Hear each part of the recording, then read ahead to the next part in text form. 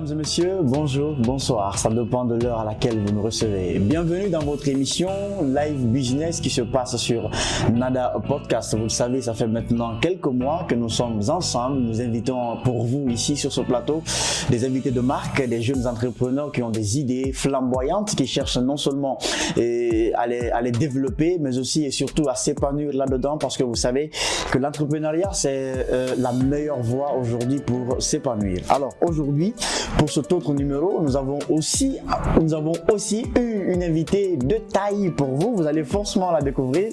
Il s'agit bien sûr de cette autre dame qui allie non seulement foyer, mais aussi activité et entrepreneuriat, qui va nous parler bien sûr de ses activités, mais aussi et surtout de ses ambitions, de sa motivation d'entreprendre, surtout en République de Guinée. On va donc se tourner directement vers elle. Bonjour, bonsoir madame. Bonsoir. J'espère que vous allez bien. Ça va, alhamdoulilah. Super, super. Alors, nos téléspectateurs ont bien sûr envie de savoir qui vous êtes. Si l'on doit faire votre biographie, que dira-t-on de vous, madame? Alors, je me nomme Jakite Adjaousmane. D'abord, je profite pour vous remercier de m'avoir donné cette opportunité. Comme je disais, je suis Jakite Adjaousmane, épouse Diané. Je suis créatrice et fondatrice de la marque Secret Capillaire by Adjadjak. Je suis aussi l'organisatrice du Meet and Talk About the Secret. Donc c'est un Meet and Talk qui regroupe des femmes entrepreneuses et qui ont envie d'entreprendre pour pouvoir se donner des idées, se booster. D'accord. Donc c'est un peu ça. D'accord. Déjà, c'est un parcours qui est bien garni. Alors, madame, vous qui êtes aujourd'hui dans l'entrepreneuriat, dites-nous, nous entendons souvent dans les médias, pendant des conférences, pendant des meetings et tout, les gens qui encouragent les jeunes à se lancer dans l'entrepreneuriat. Dites-moi, selon vous, qu'est-ce que c'est que entreprendre? Bon, entreprendre a beaucoup de définitions, mais selon moi, selon le domaine dans lequel j'évolue, c'est un peu toucher du doigt un problème et vouloir apporter des solutions à ce problème-là. En gros, c'est prendre une initiative. C'est ça un peu entreprendre.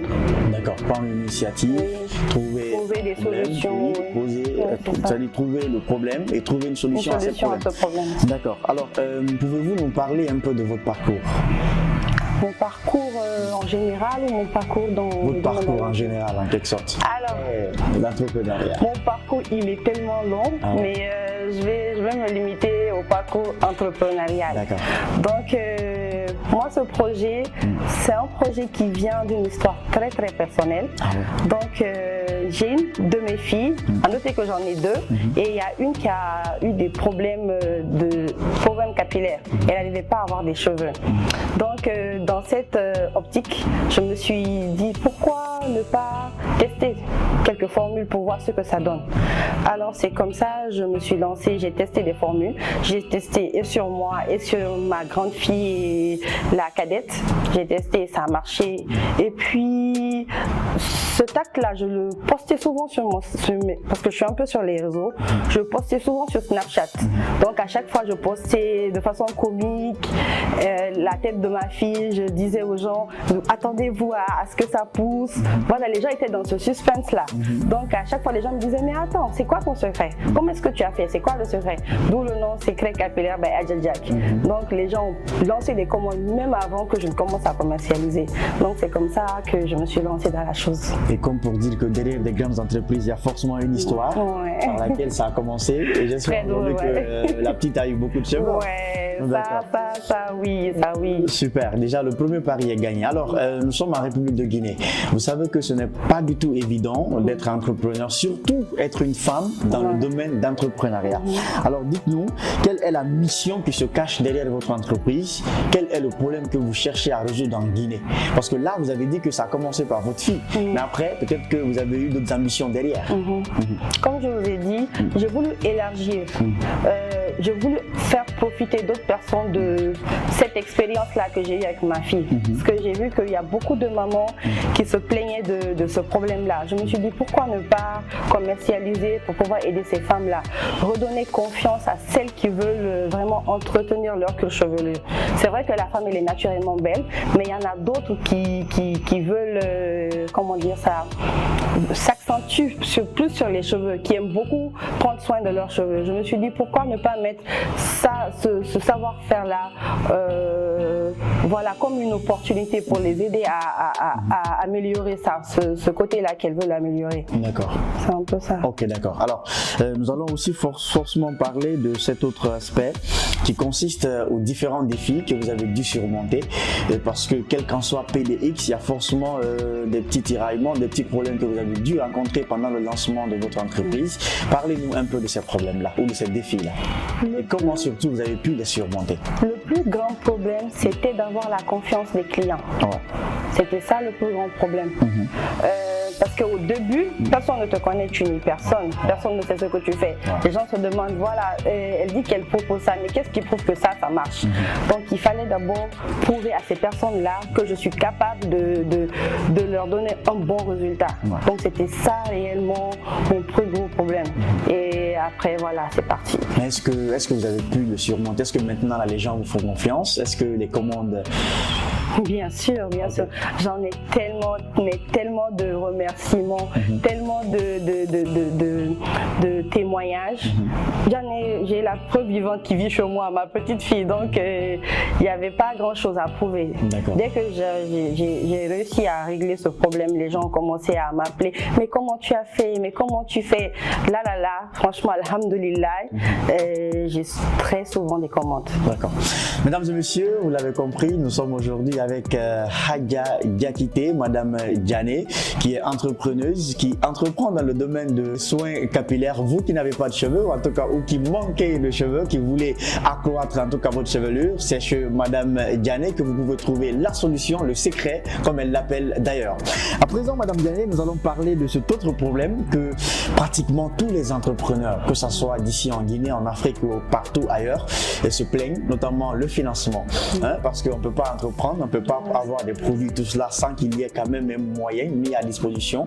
Alors, comment vous avez financé votre entreprise? Est-ce que vous avez fait recours à un emprunt, à une banque? Est-ce que ça a été un autofinancement, je voulais dire? Et comment vous êtes arrivé à le faire? Mon financement était sur fonds propres, parce que j'ai commencé tout petit. D'ailleurs, je profite de cette question-là pour dire aux gens que c'est vrai que ceux qui disent qu'il faut commencer zéro, c'est faux. On ne commence pas à zéro, mais on peut commencer avec peu. J'ai commencé avec peu.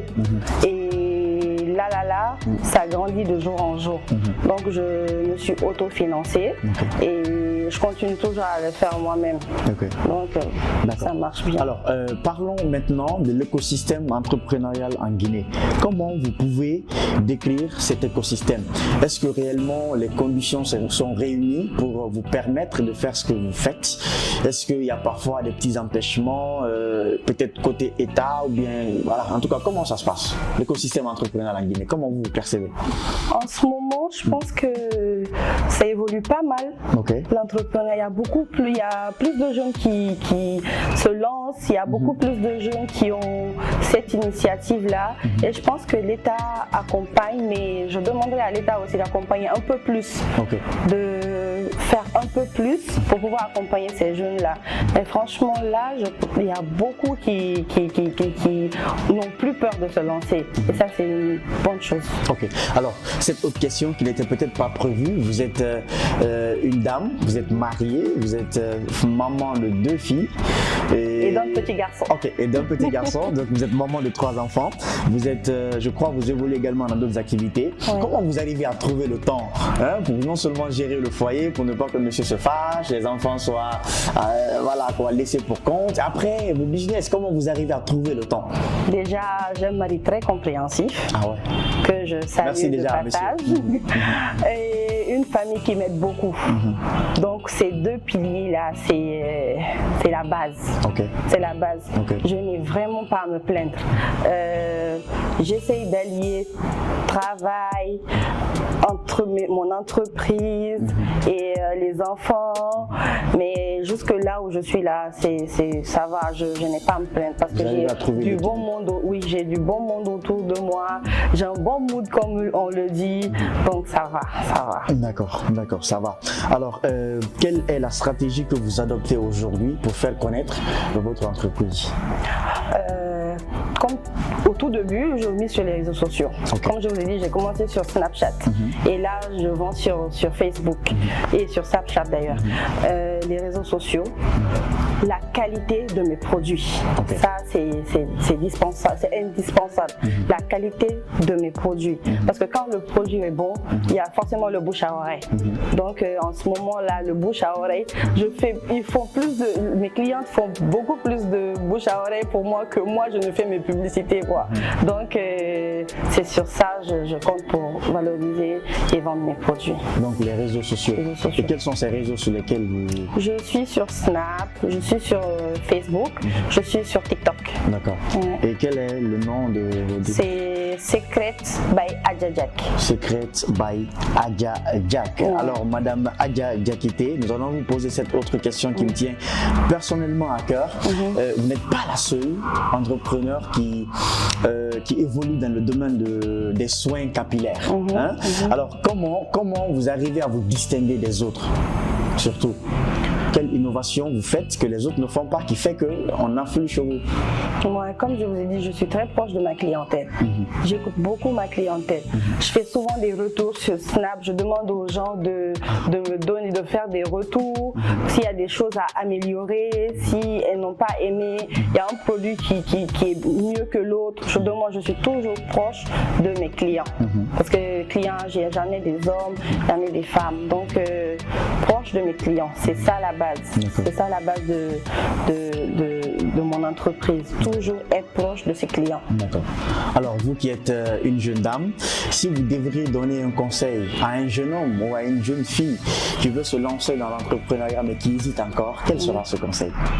Trouver une idée. Parce que pour pouvoir entreprendre, il faut une idée, trouver une idée, se lancer, ne pas avoir peur de se lancer, avoir la foi et ne jamais lâcher l'affaire. Parce que quand on se lance, parfois il y a des hauts, parfois il y a des bas, parfois on a envie d'abandonner et des fois on a envie de continuer.